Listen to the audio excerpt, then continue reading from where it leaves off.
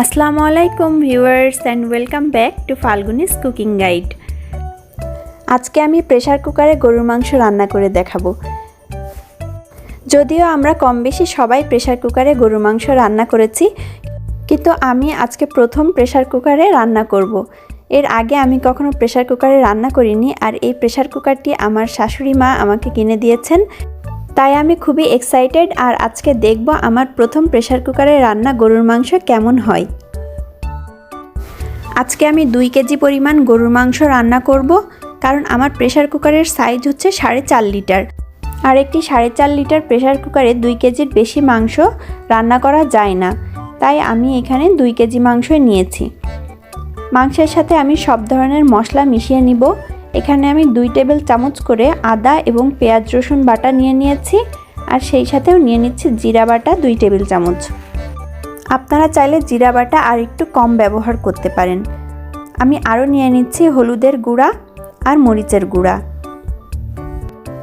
লবণ পরিমাণ মতো নিব, আর সাথে নিয়ে নিব 1 কাপ পরিমাণ তেল। সব ধরনের গরম মশলা নিয়ে নিব। এখানে আমি তেজপাতা, দারচিনি, লং, এলাচ, গোলমরিচ এবং কাবাব চিনি ব্যবহার করছি। আপনারা চাইলে এলাচ এভাবে একটু ফেড়ে নিতে পারেন, এতে করে এলাচের একটি সুন্দর গন্ধ মাংসে ছড়িয়ে পড়বে।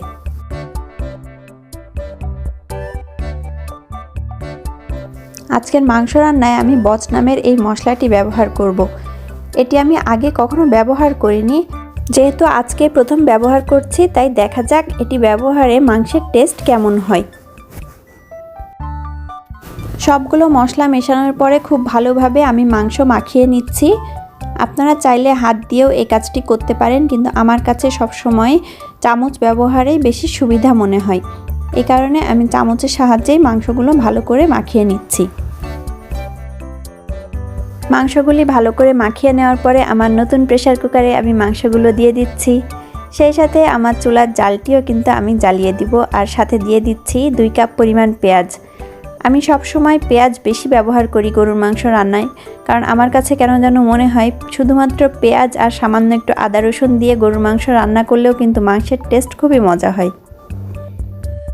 এখন মাংস কষানোর পালা। পানি না শুকানো পর্যন্ত আমি মাংসটি ভালোভাবে কষিয়ে নেব।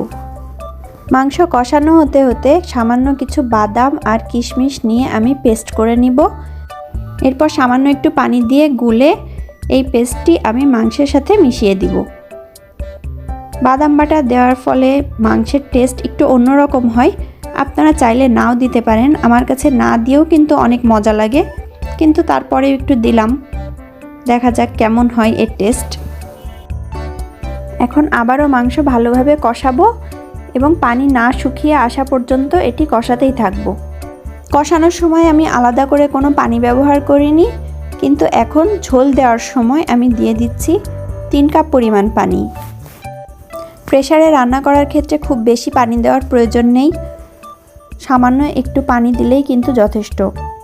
খুব বেশি পানি দিলে এর ঝোল অনেক বেশি হয়ে যাবে, যা পরবর্তীতে শুকাতে আপনাকে আরও অনেকক্ষণ জাল করতে হবে।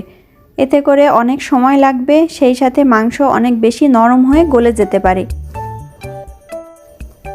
স্ক্রিনে দেখানো মতো আমি এতটুকুই পানি নিয়েছি, কিন্তু এরপরেও আমার কাছে কেন যেন মনে হয়েছিল পানিটা একটু বেশিই হয়ে গিয়েছে। যাই হোক, এখন আর কিছু করার নেই। আমি প্রেসার কুকারের ঢাকনা এখন বন্ধ করে দিব, আর অপেক্ষা করব 6 থেকে 7টি হুইসেল বাজার জন্য।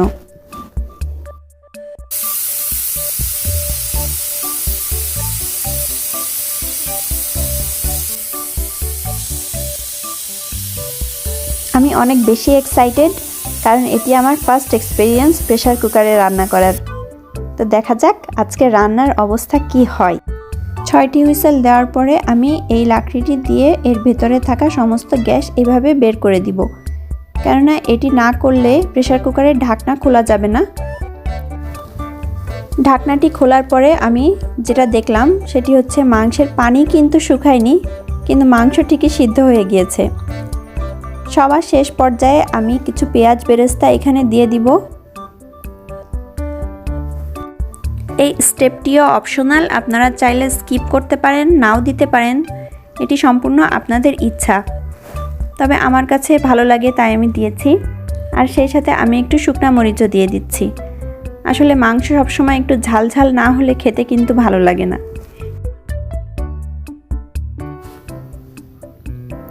আমি এখন আরও কিছুক্ষণ জাল করে এর ঝোল শুকিয়ে এনেছি এবং একটু ভুনা ভুনা রেখেছি।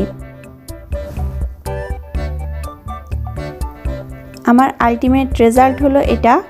যেহেতু আমি বাদাম বাটা ব্যবহার করেছিলাম এই কারণে মাংস একটু সাদা সাদা হয়েছে, কিন্তু এর টেস্ট কিন্তু অসাধারণ ছিল।